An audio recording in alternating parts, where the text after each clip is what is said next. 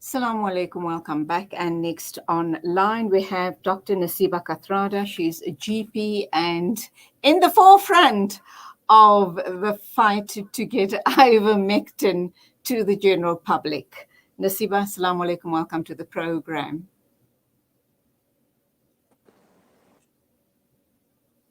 Naseeba, can you hear and see us? Oh, there she is. Assalamu alaikum, welcome. Wa alaikum salam wa rahmatullahi wa barakatuh. Thank you for having me. My pleasure entirely. You're a GP. How did you get involved in this whole Ivermectin saga? Well, the thing is, earlier on in the first wave, we were a group of doctors that came together, a group of GPs that had come together to basically manage patients at home. And part of the home management team protocol, we had to actually manage patients as if they were in a high care setting because of the lack of beds in hospitals. And on many protocols around the world, ivermectin was a drug used for patients in COVID-19. In fact, it was in our protocol as well since last year. And when the government is announced in December that ivermectin is now not legal, we started looking more into it. And then by the time that they announced that it was not legal to use ivermectin, unless you're using a Section 21 application, we then found more and more studies that have been coming out from the rest of the world showing how positive the use of ivermectin is in COVID-19. And that's when I got involved in it. Firstly, I was trying to figure out why it was illegal. And secondly, trying to promote its use in a safe environment with doctors prescribing it at the correct dose for the right patients. As you and I speak, we do know that there's a huge black market trade in ivermectin. And what worries me is, people selling the stuff and people who are buying it and using it. Do they in fact know what they're doing? Are they getting, where are they going to for guidelines in terms of the ingestion of these drugs? And I'm sure that's one of your major worries as well. Well, yes. The thing with ivermectin is, firstly, it is different when you're using it for prophylaxis, the dose. It's different when you're using it in early treatment, and it's different when you're using it in late management of COVID-19. Also, ivermectin is weight dependent. So if you are 50 kilos and if you are 100 kilos, you are not taking the same dose. So if somebody is giving it out on the street or they buy it, they're giving it out in a 12 milligram tablet or an 18 milligram tablet, but are you taking the right dose for you? That's the important thing. Side effects. So let's assume I've been given some ivermectin to take as a prophylaxis. How am I going to know what to do and how to ingest the stuff? I know that they are being sold or given out in cards of 10. Is that sufficient? And I know a lot of people who knew that I was going to be interviewing you this morning said, please find out how do we take the stuff? When do we take it? What are the possible side effects? And I'm also thinking people with comorbidities. What about cancer patients? What about people with autoimmune diseases, people with diabetes? And it goes on and on and on. The list just doesn't end. And of course, those people who have these drugs available, they're not going to go and consult with a doctor because firstly, they're afraid they might be reported to the authorities. I hope not. Secondly, the doctor may not want to treat them and say, I'm not getting involved here because if something goes wrong, then I too will be in trouble with the Health Professionals Council. So your thoughts on all of those questions? Well, firstly, the one thing we know about this pandemic, the only certain thing we know is its uncertainty. That's the one thing we know. The second thing I've learned is that we're living in a fishbowl. And if there's a study done in America, at the same time, we hear about it in South Africa. When it comes to the vaccines, when it comes to ivermectin, when it came to hydroxychloroquine, when it comes to whatever new thing is out there, because firstly, people are anxious, people are scared, and people are dying. So people make it a point of either getting on social media to see what everybody else is saying, or there are certain people who will make an effort to go and find important and sound advice from places that are giving it to you. So When it comes to ivermectin, we know at the forefront, there's two groups. Firstly, it's the FLCCC in America with Dr. Corey and Professor Merrick, who is an ex-South African, and also Dr. Tess Laurie, who's also an ex-South African. She's in the UK. If you want more information about it and you don't want to consult your doctor, then, and you're taking the risk, you know it's entirely your risk, but be informed about it. So on the website, the FLCCC website, or on Tess Laurie's website, you will be able to find out questions, and you can even ask them, because remember, in their countries, it is not illegal. So you can get advice from them if that's what you really want. But my advice to everybody out there is don't take it by yourself. If you haven't got advice from somebody who knows about it, don't take it. Because you must remember, it's gonna sort of backfire. For example, if a whole lot of people take it in the wrong dosage and then something happens, then we have no leg to stand on, because we are fighting, saying that this is a safe drug and we want to get it legalized. But if people are now abusing the black market, and I can fully appreciate why, because the ripple effects of this pandemic means that people have lost lives and livelihoods. So if you have an opportunity to make money because you know that people want this drug and you have it available, friend bought it, you know how to import it, whatever the story is, you're going to sell it.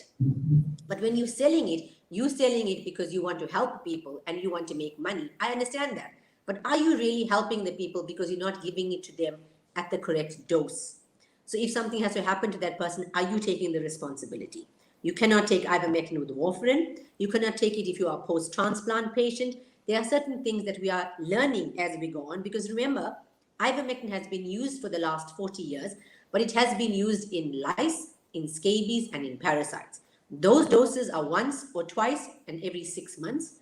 The dosages that we are giving for COVID-19 are daily doses for 5 days or weekly for prophylaxis. We don't know yet what the effects are going to be. So if you're doing it in a controlled environment, then inshallah we can help each other and teach each other. How have your patients responded with Well, ivermectin? I don't have any patients. Remember, it's illegal for me to give it.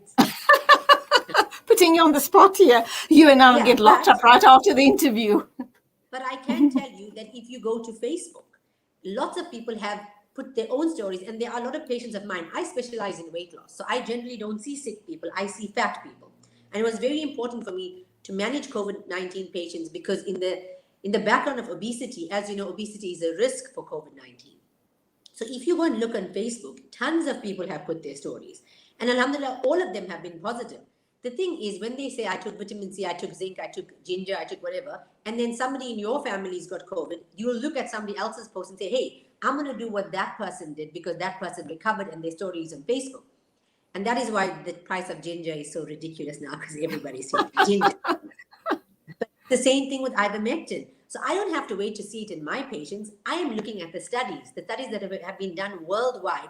And if it's showing anywhere from between a 30% and a 75% change in mortality, I want that drug for my patients. Even if I can save 3 out of 10 people, inshallah, we're doing something good. And that is why I'm pushing for it. Not because I'm giving it to my patients, but because I want to give it to my patients.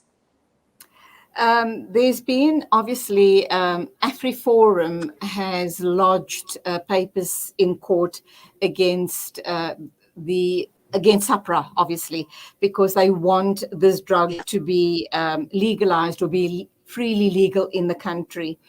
Are you happy to hear that those rulings will be overturned? And if that, when number one, when's that going to happen?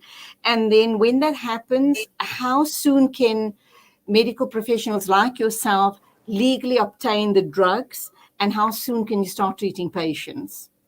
Because all of this is a process over time. Well, firstly, I want to say that it wasn't just AfriForum that went to court. So there's a ruling that the judge made that all cases regarding ivermectin will be heard on the same day.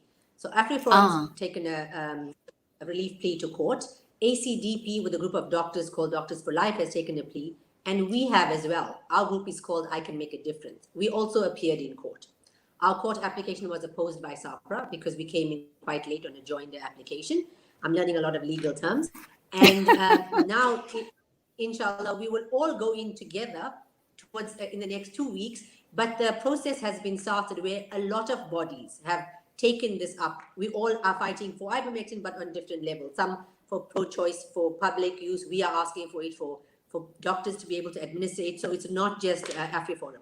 Secondly, that announcement made by AfriForum saying that doctors are now able to use it under the Compassionate Controlled Access Program in an emergency situation. If you go back and look at the press release last week, Thursday, when Sahpra actually announced the Compassionate Controlled Access Program, it is there, I think, on section 2.3 at the bottom, where it says there, a doctor may start treatment, institute treatment if it deemed to be an emergency situation while in tandem making the application.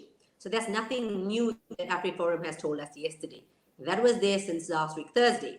Where the gray area is, say, for example, I made an application, I did, and I just got a response now.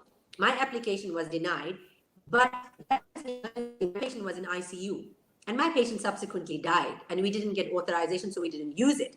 But the point is, in that situation, had I decided to use it, and Sahpra's come back to me saying now that it's not the place that I chose to get the drug from is not approved, etc., who's responsible? Am I responsible for starting it? Is the patient responsible because they signed consent? Is Sahpra responsible because they took too late to reply? So there's a lot of gray area around that announcement, and it is not legal for a doctor to just give it. So that people need to take that out of your mind. It's not legal. Nothing has changed. If I want to give it to a patient, I still got to apply with a Section 21 8-page document to ask Sahpra if I can give it on a per patient basis. Okay, let's take an ad break. We'll come back to you on this whole story of ivermectin. And I should imagine you, like most or very many healthcare professionals, are not happy with the status quo. But then on the other hand, there are those doctors that don't necessarily agree that this is the route to go to treat COVID-19 patients. But more about ivermectin with Dr. Naseeba Kathrada right after the ad break. Connect and stay ahead with Salam Media. This is Salam Media coming to you live from South Africa. As winter grips the Northern Hemisphere, refugees, IDPs, and other vulnerable communities are doing all they can to survive. Winter is already the hardest time of year, and in the current global context, this year could be even worse. With your help, the Al Imdad Foundation is delivering life-saving winter warmth items in 12 countries globally, including Syria, Palestine, Yemen, Kashmir, and Pakistan. So be warm-hearted and sponsor a winter pack at just 600 Rand. Donate online at alimdad.com or call 0861 786 243 for more information. Shimmer, sparkle, captivate. Nothing less than a masterpiece. Droplets of gold inspires precious design. Platinum bursts with intricate freshness, and every pure diamond becomes more than just a girl's best friend. Voda Gold Gem Jewelers, where timeless dreams become a reality. Come to us. We tailor-make designer gold, platinum, and diamond jewelry. Trade in or remodel your old gold. Clad yourself with classy name-branded watches. We offer insurance valuation and freezer card calculation. Visit us at 534 Ridge Road, Overport, or call 031 208 9142. Voda Gold Gem Jewelers, manufacturers of fine gold and diamond jewelry. Freedom Stationery supply Marlin and Marlin Kids pens to me and my school friends. They supply just about everything we need to help us get a better education, from books to files to rulers. In fact, any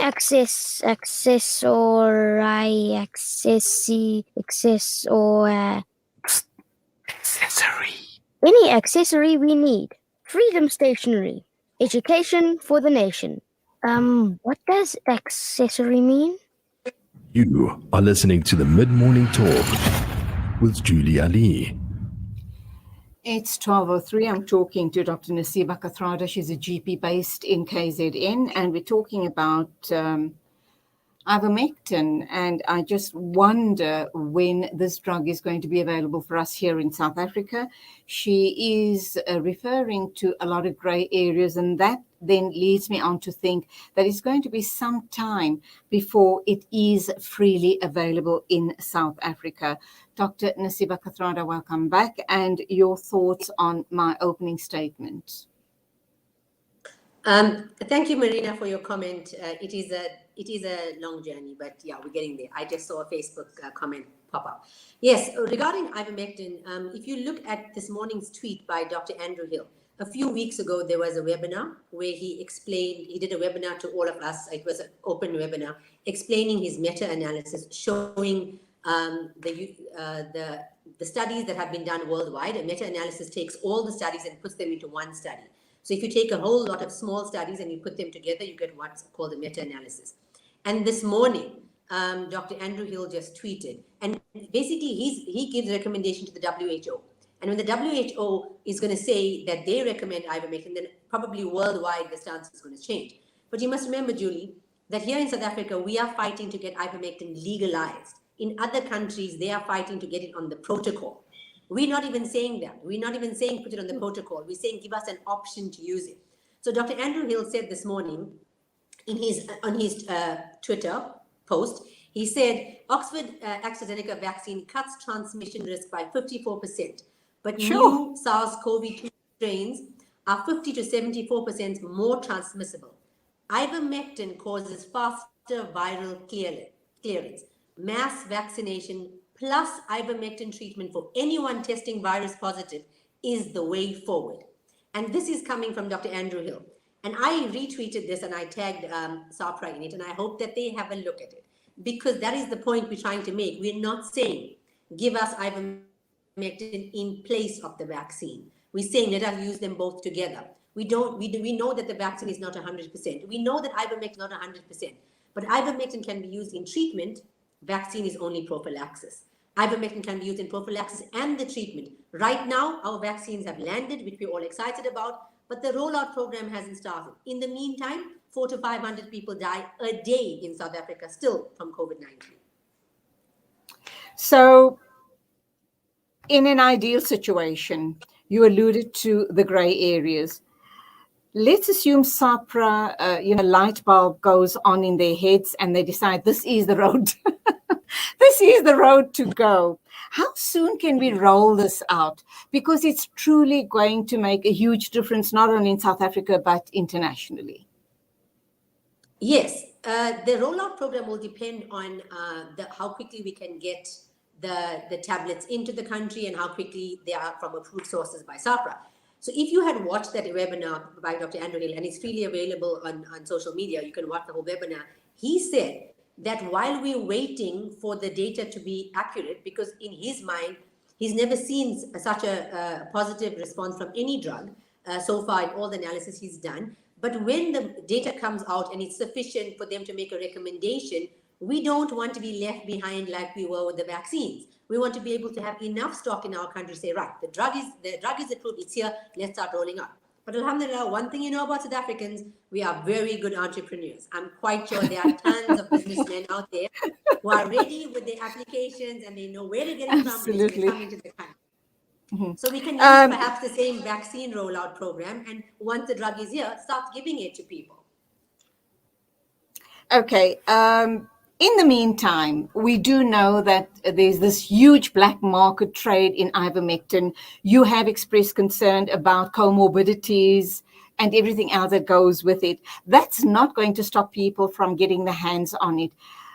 How do you caution people to be responsible under these circumstances? People are desperate. People have lost loved ones, and they're going to do anything and everything to get their hands on the drug and start using it for treatment, prophylaxis, whatever.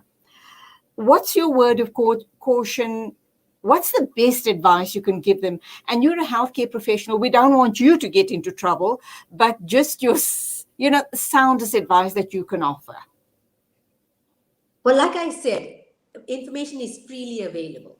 Find the information and know that you are taking it properly. That's the first thing. And with Google, I know everybody's a Google doctor now. You can actually Google an interaction. So if, for example, you are taking an asthma pump or you are taking Clexane, whatever it is, you can Google, does ivermectin interact with Clexane? Read it up, and if you're not sure, you've got a friend or a family member who's going to give you some advice, who's not dispensing it to you. Perhaps the doctor can give you some advice. That's what I would say. But there is something positive that I learned, and I'm going to share this. It is actually more expensive to make a fake ivermectin tablet on the market than to actually give the real thing.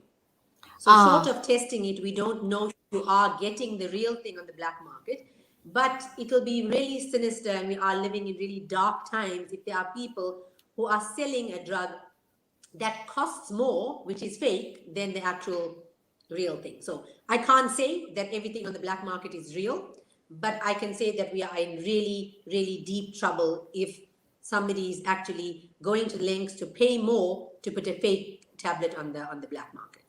And that story is doing this, is going around, the issue around this, the fake ivermectin tablets.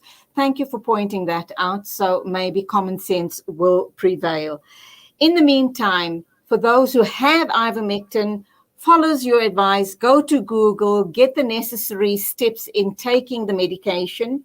And those who don't have the medication, to perhaps prevent coming down with COVID, what is your advice? I know you're going to say mask up, social distancing, sanitizing, etc., etc. What else? What more can we do? Well, like you just said, common sense, as much as our numbers are coming down, don't host a function that has more than 50 people. Don't go to a place where there's no social distancing. If you are going into the supermarket, make it quick in and out, because we know that the second strain is much more transmissible than the first. And ultimately, you don't want to get the virus. So it doesn't mean that you're taking the ivermectin or you're going to take the vaccine, you're going to be protected. Nothing is for certain. And what I can say, the one thing that my mother always says, it's dua and dawa. So it's prayer and medication. So we have to do both.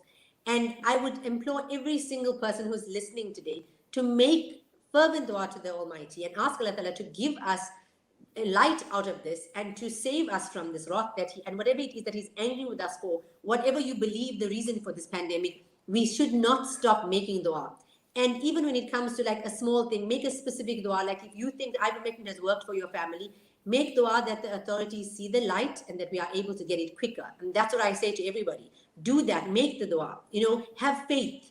And that should not change. You should not waver in your faith. Whatever the reason is that we are here, Allah does not test us more than we can manage. So it is a burden that we have to bear, but he knows that he's chose us to bear it. So make dua that we get through it. Inshallah. I also know, and this is first-hand knowledge, that people are so desperate that they've even gone to the lengths of getting the liquid form of the ivermectin from vets, and they're ingesting that. How would you caution people around this? It's bad enough taking the tablets unsupervised by a medical practitioner, but Allah knows best. But your thoughts on the liquid form from the vet? Okay, so there's 3 types of vet preps that I know of. So you get one which is called a drench.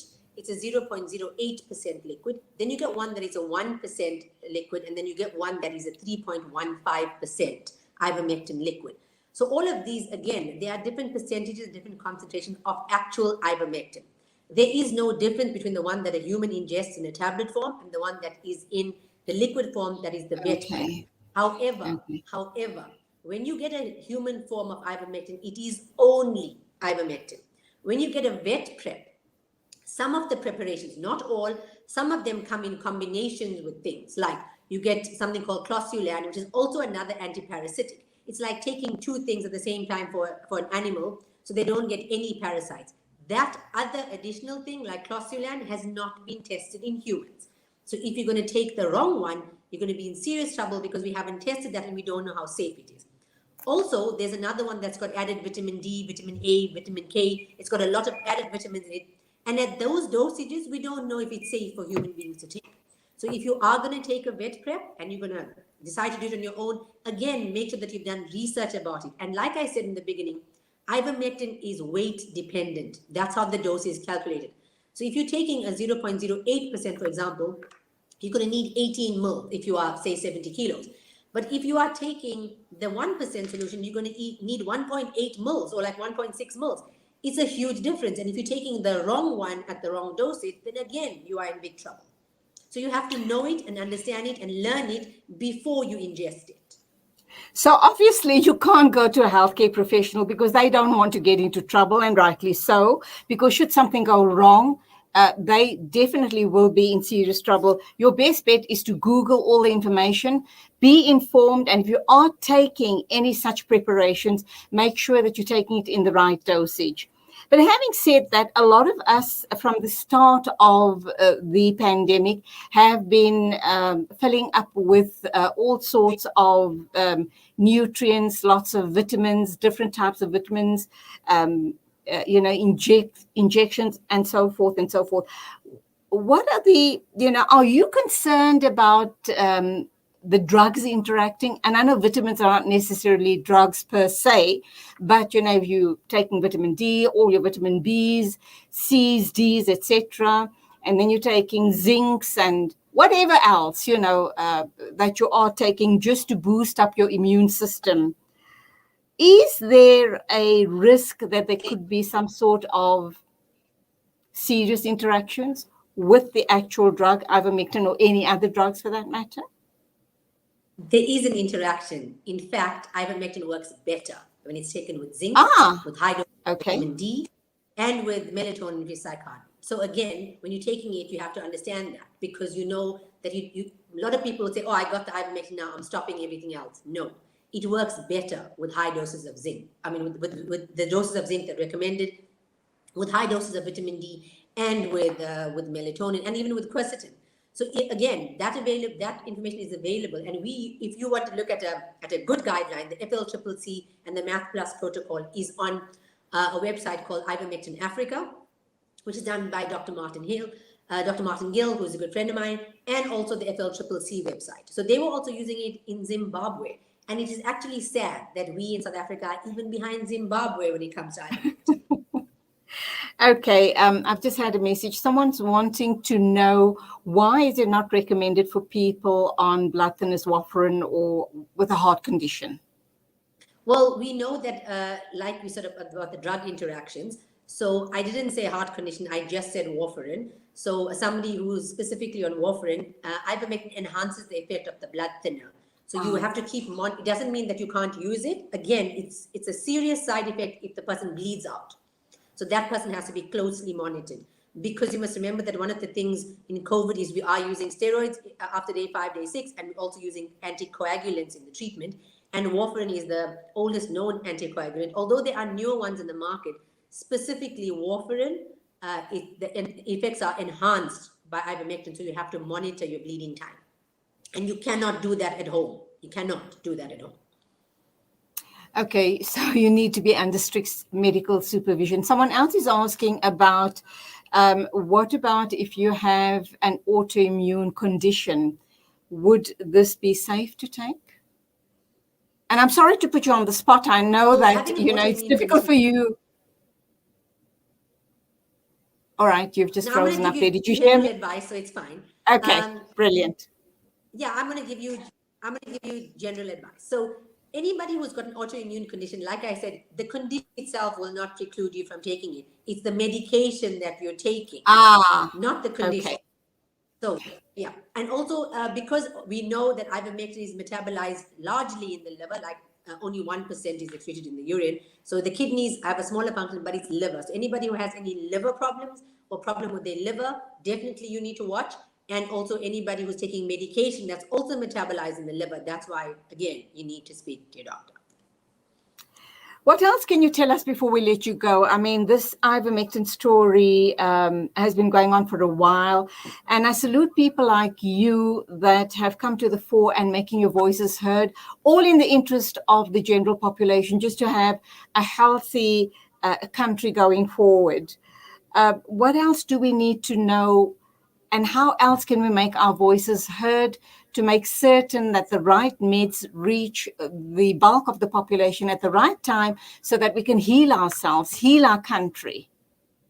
Well, the first thing to do is, if you follow me on social media, I'm constantly putting the updates, because a lot of misinformation is going on. Also, when somebody makes an announcement like AfriForum, I got so many journalists sending me messages saying, now that it's legal. And I'm like, no, it's not legal. Lots of people congratulating me. So watch my Facebook page, my Instagram page. I'm constantly putting updates and I'm telling you as it is. As soon as it happens, then I know I'm posting it.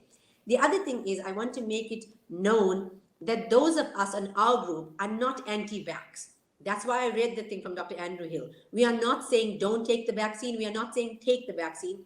We are saying that we want it legalized because we know that it can be used in combination. And exactly what he said. We know that the vaccines are not 100%. The studies are still in infancy because this pandemic is only a year old. So we are not anti-vax, and we want you to get informed about it. And as information is available, I will put it out there. And as soon as ivermectin is legalized, inshallah, I will be putting protocols all over how to get it. I will. We are working on those. So as soon as we get it legalized and the channels to get it, watch my Facebook page. We're updating. As soon as it happens, you will hear it from me. Absolutely. It's been wonderful talking to you. And I certainly will go to your Facebook page and follow you on Instagram, because we need to be informed so that we can keep safe. Jazakallah. Keep that flag as high as you possibly can. We salute you. Assalamu alaikum to you. Wa alaikum salam. Wa alaikum salam. That was Dr. Naseeba Kathrada talking about ivermectin. And like she said, no, it has not been legalized. I think that there was the way the article was put out was slightly misleading. So we in South Africa still have a long haul ahead of us before ivermectin can become legal. There's a whole host of studies that are still being undertaken. So let's keep our fingers crossed and hope and pray that this happens, and happens not a moment too soon. It's 12:20. We'll be taking an ad break, and when we get back, another important topic of discussion, and that is World Cancer Day with Dr. Miriam Mutebi, and she is a breast surgical oncologist, and she's going to talk to us about the importance of this awareness day.